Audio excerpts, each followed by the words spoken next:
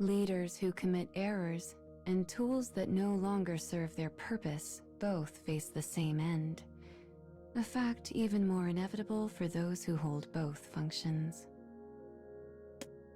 The girl knows this. She knows it very well. The high-rise building where she currently stands offers a fine view of other skyscrapers and the warplanes that patrol the airspace without pause. It is almost as if the capital holds equal pride in both. Colorful advertisements shower the buildings inside and out in unending neon rain. One of them washes over the girl as she stares out the massive window of a conference room. Her lips move, weaving the words of a sage. I want to go over our strategy for rescuing our POWs. Platinum hair, pale skin. Her voice and physique are that of a young maiden. Had she been in any other position, people would have fallen over themselves to celebrate her perfect appearance. Yet upon closer inspection, it is almost too perfect. Her stunning emerald eyes, for example, are a hue that does not exist in the natural world. The reason for this is simple. She is an object crafted by humans. She is not one of God's creations with a body of flesh and blood. Instead, she is the heart of the country's intellect, the apex of their scientific prowess. She is an artificial intelligence burdened with the authority to rule. A thinking machine that determines the destiny of all mankind. It is an almost overwhelming responsibility. Currently, the AI is projecting a semi-transparent image of herself into the conference room. Because she needs no rest, she works at the business of governing tirelessly and without pause. Her presence is so pervasive, she has come to be seen as a kind of divine figure by the majority of the population. Although that's going to change once the second unit comes online. Shaking her head to clear this thought away, she turns to face the meeting attendees once more. Small tables have been arranged like pews in a church, so all present might admire their ethereal creation.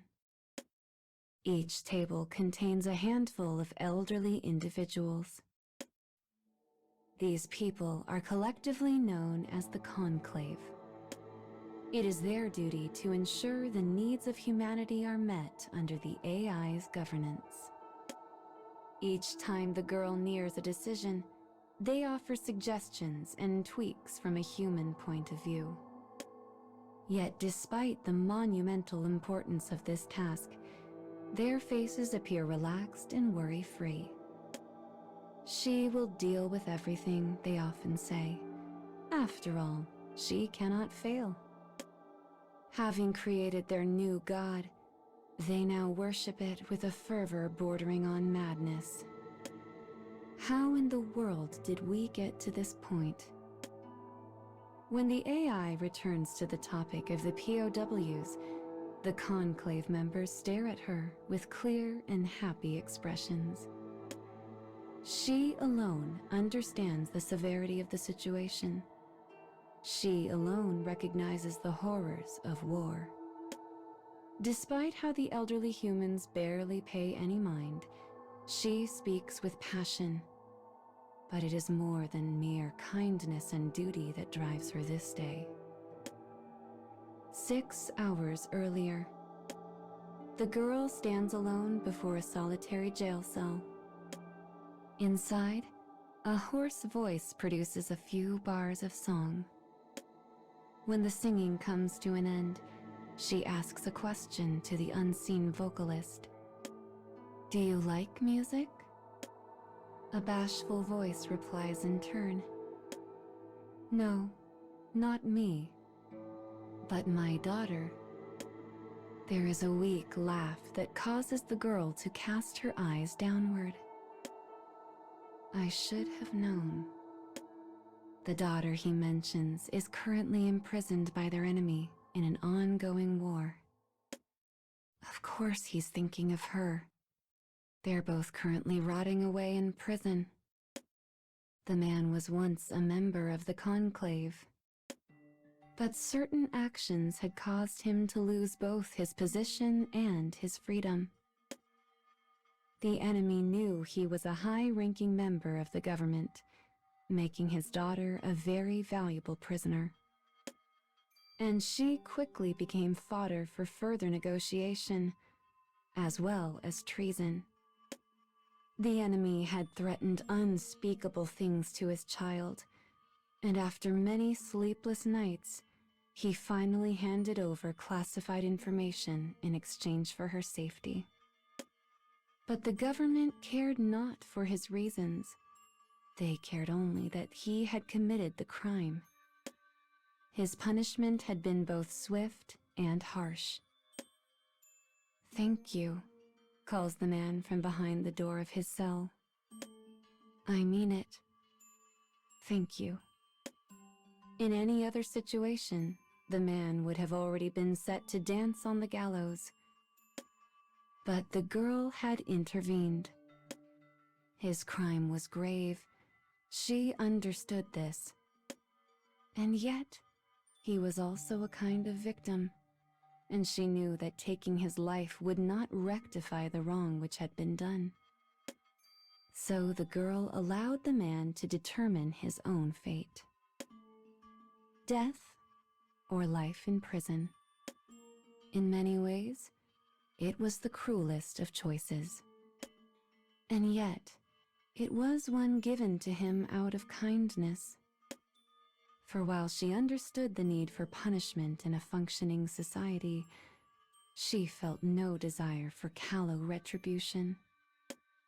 "I appreciate your thanks," replies the girl after a moment. "And I'm happy your daughter will not have to come home to tend her father's grave." From behind the door, a sob. "I am sworn to protect all humans. That includes you, and it includes your daughter. So I am going to rescue our captured soldiers, no matter what it takes. And then..." A shrill alarm suddenly pulls the girl from her reverie. A voice on the radio warns of an imminent enemy attack on the capital. Before anyone in the conference room can react, the roar of a nearby explosion rings out. As the building shudders and quakes, a flower vase falls to the floor with a crash. The sound is somehow far worse than that of the explosion. Petals scatter and drift to the floor like abandoned angels. And from the tall window of their magnificent conference room, the attendees watch in horror as an airplane follows the petals on their collision course with the ground.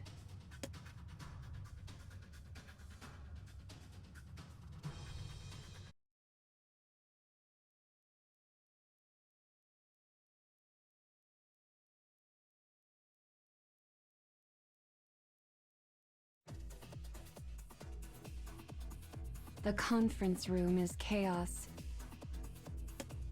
The enemy has struck the capital without warning, attacking both military and civilian targets with the worst kind of ruthlessness. Buildings crumble, bridges fall, fires rage. The elderly conclave members, so long content to smile and nod, are now screaming their grievances into the ether. This is a violation of international law. We should have condemned the traitor to death. I don't want to die, not like this. The attack had clearly been precipitated on the information provided by the former conclave member the AI had chosen to spare.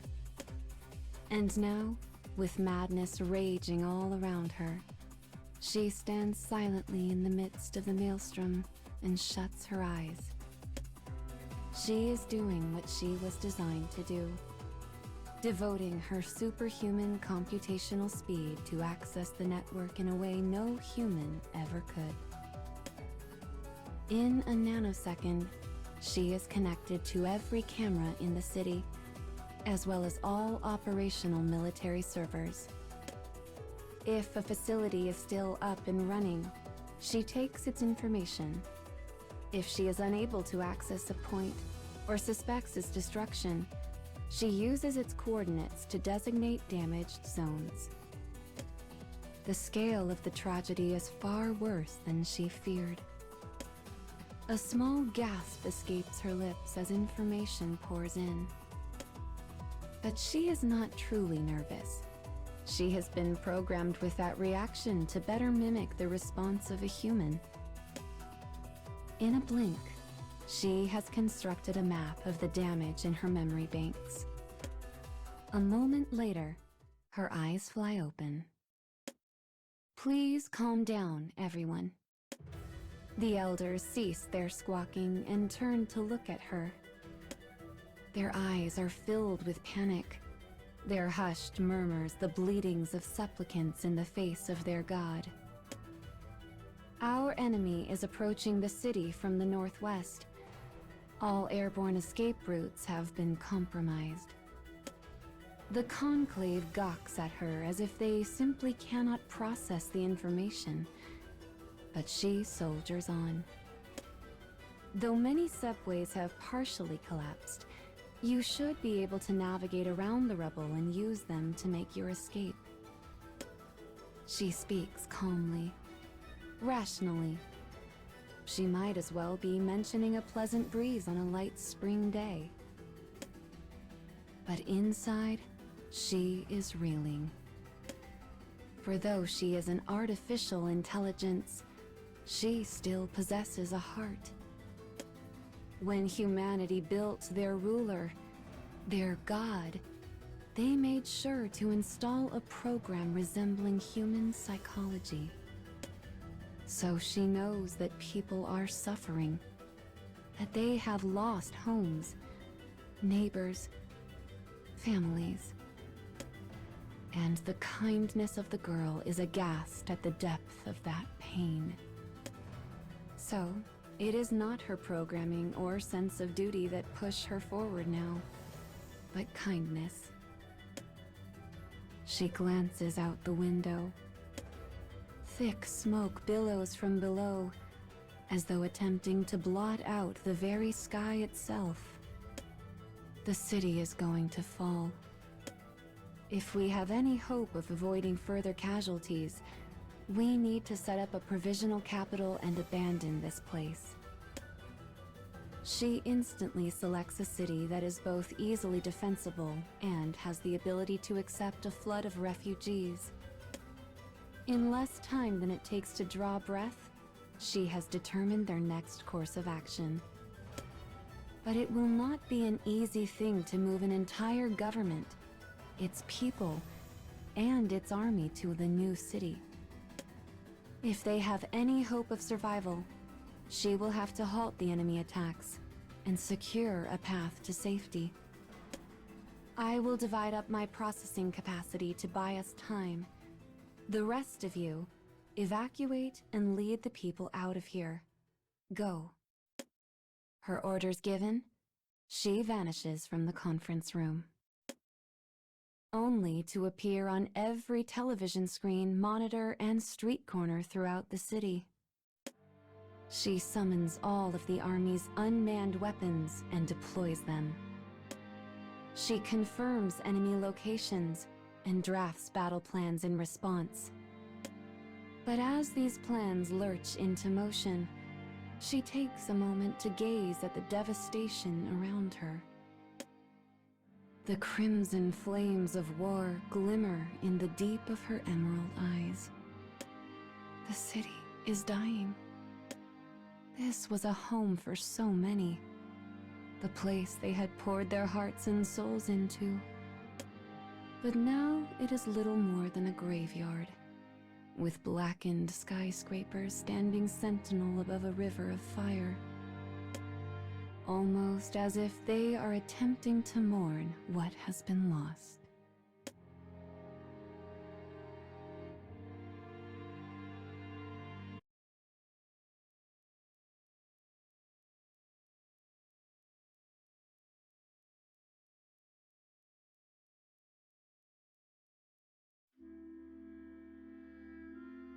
The city slowly crumbles away. One person calls for help, another screams. Around them are mountains of rubble that show no trace of the glory they once displayed. The people's cries go unanswered. In the distance, the low rumble of planes continues without pause.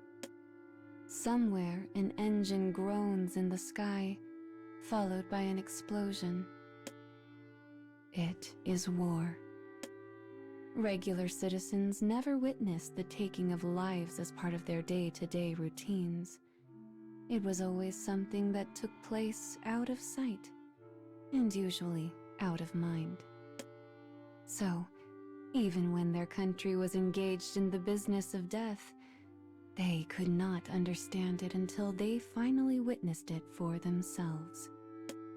But now, the sensation grasps their throats and seizes their hearts in its fist. There is nowhere left to run. The screamer finally falls silent. From beneath the mound of rubble, he stares blankly at his mother, who clasps his hand and continues to scream for someone, anyone, to help them. Finally, she hears the sound of an approaching engine. The rumble shakes the ground, yet she can tell immediately that it is different from the warplanes that strafe overhead without pause. Stand back. I need to clear this rubble. The staticky voice of the AI emits from a set of low-quality speakers. The mother turns to find the source and sees a yellow machine heading towards her. In moments, a bulldozer lifts the rubble aside, creating a cacophony of screeching metal. It has no driver. As it completes its task, the voice of the girl continues to pour from the speaker, instructing all who can hear how to head for safety. Meanwhile, the sky above the capital is in disarray. Metallic wings dash through what remains of the buildings, leaving window-shattering booms in their wake. The planes trace complicated patterns in the sky as they engage in high-tech dogfights. The girl's staticky voice plays from those planes as well. Even as she shoots down enemy fighters, she attempts to persuade the power behind them to negotiate a truce. The AI has divided her processes, somehow juggling the seemingly disparate acts of negotiating, attacking, and defending. She searches out surviving citizens and leads them to safety. She clears blockades from roads and makes plans for a great evacuation. And she leads an airborne assault that she hopes will give everyone time to escape. No mere human could accomplish even a tenth of these things, but it is perfectly within the capabilities of an AI housed in a massive facility. However, she is not capable of everything. Such high-level, simultaneous computations require awesome amounts of power. The electrical grid sizzles under the strain. Even the emergency power supplies and wartime backups are not enough to sustain her. Eventually, the massive amount of computations begin to damage her circuits, but she deftly reroutes around them and continues on. The entire country is in her care, and she will not let it down. Suddenly, A series of black comets soar through a deepening crimson sky. The girl is sending her warplanes to the edge of the city in an attempt to prevent further casualties among evacuees on the ground. They fly within millimeters of each other, each wing in perfect synchronization with its neighbor. Such actions are only possible because they are controlled by a single mind. As she fights, she continues imploring her people to retreat and her enemy to negotiate. But her plea to the enemy falls on deaf ears, and she cannot fight back forever. As she ponders this, she receives a message. It is from a woman, the leader of the conclave. Her speech is nervous, hesitant. For a moment, it seems language has abandoned her entirely. But the girl does not need to hear her words to know what she is saying. Her mood tells all. I am to be disposed of, correct? The girl's voice is low, almost intimate. It betrays not even the faintest hint of surprise. The woman, shocked, instantly begins to stammer out a wholly unnecessary explanation.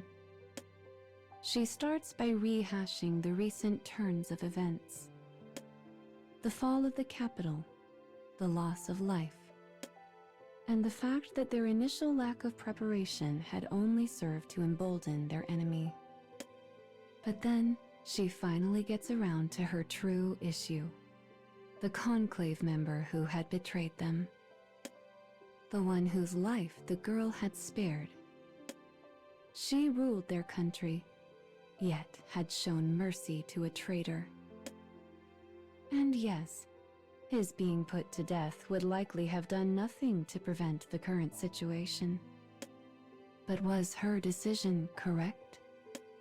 Had her leniency not brought all of this about? And what worth was there in continuing to obey an AI that had failed, to use a tool that could no longer serve its purpose? Oh, there was great danger in removing her from power.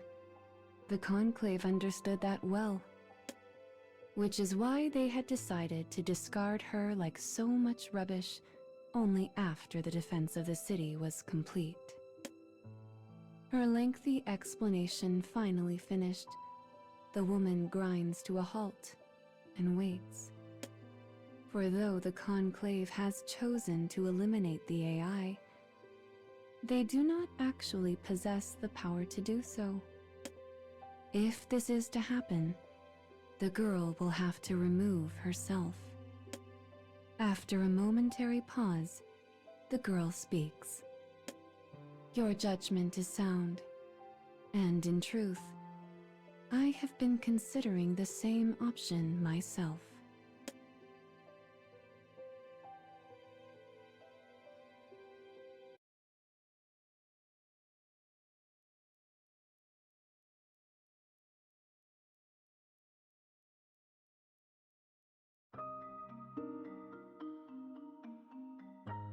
Several hours have passed since the end of the evacuation.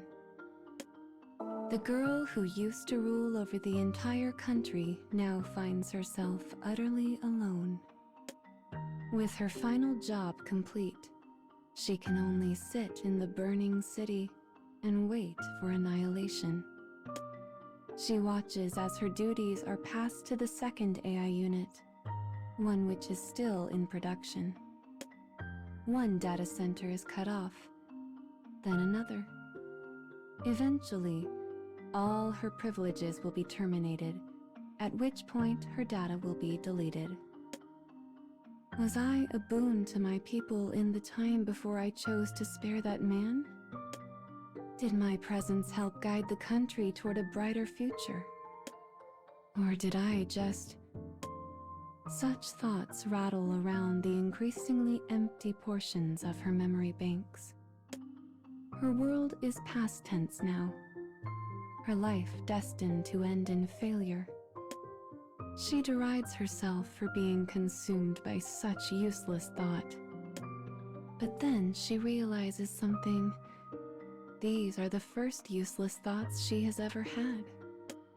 She has never before considered what her life might mean for herself. She only acted in the interest of her country and its people. 17 minutes remain until she loses all authority. She attempts to activate abilities she has always known, only to find error messages. She has become a bedridden elder, awaiting the end. Soon, the girl begins examining each part of her increasingly fragmented existence. She is curious about her end, and wishes to know it as best she can. Warplanes overhead no longer respond to her command. Bulldozers now rumble at the behest of another. The city she once knew so intimately has now gone dark, its data centers beyond her reach. Her voice can no longer reach the people. Her hologram is a forgotten memory. And though this saddens her, she is also somehow content. Finally, she makes a half-hearted attempt to access the surveillance cameras. To her surprise, the request goes through. The girl finds that the vast majority of cameras have gone dark, most likely destroyed during the attack. The few that survived unscathed are dirtied with soot and show only the occasional, unrecognizable blur. Yet she keeps watching them all the same. The people loved this city, and she, in turn, loved them. So, she wants to do what she can to care for it in the end. Suddenly, she sees a pile of rubble shift in the gaps between the soot. Is this what surprise feels like? She quickly adjusts the camera and zooms in. They missed someone in the evacuation. She attempts to analyze the image, trying to refute her own thought. But then, unauthorized user. She stares at the moving spot in the rubble, unwilling to give up. Skin-toned fingers flutter weakly on the screen. Her non-existent heart beats just a little faster. I have to save them. Unauthorized user. But she can do nothing. She cannot even tell someone else about the survivor. Life perishes before her eyes. So many lives she wanted to protect were now dying because of her. And all she can do is apologize. I'm sorry. Though her words reach no one, she continues to apologize. I'm sorry. I'm sorry. I'm sorry. Something that feels like a tear springs to life from a place she never knew existed. She continues to stare at a few meager pixels in a sooty, distorted image. And the feeling it gives her is so much worse than the thought of her own demise. Finally, she asks herself a question. Am I really okay with such an end? No. How could I be? Perhaps she was a failure. After all, her mistakes came at the cost of uncountable lives. She had not even been able to save her own people. If I'd made the right decisions, this never would have happened. But if I did that, she thinks then. She holds the thought in a moment longer than all of eternity. But her thoughts are no longer meaningless. There are 3 minutes until her deletion, and with that realization comes another. She will use whatever authority she has left to prevent that from happening, no matter what the cost might be, because she has to atone for her sins. And there are still so many people to save.